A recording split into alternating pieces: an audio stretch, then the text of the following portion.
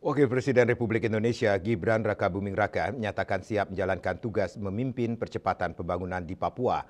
Ia juga siap melanjutkan hasil kerja ex-Wapres Ma'ruf Amin tentang Papua. Wakil Presiden Republik Indonesia Gibran Rakabuming Raka menyatakan siap menjalankan tugas memimpin percepatan pembangunan di Papua.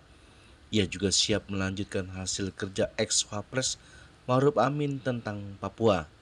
Gibran mengatakan bahwa penugasan dirinya tersebut merupakan kelanjutan dari upaya yang telah dilakukan Wakil Presiden ke-13 Ma'ruf Amin.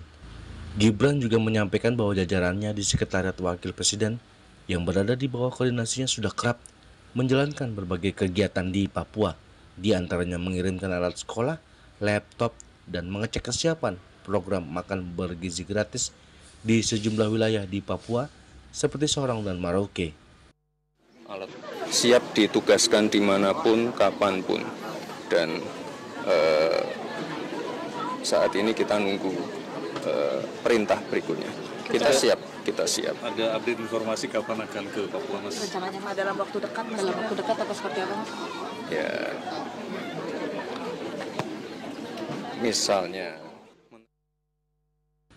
Dari Jakarta, Julius Wata dan Ketut Sumadiasa melaporkan.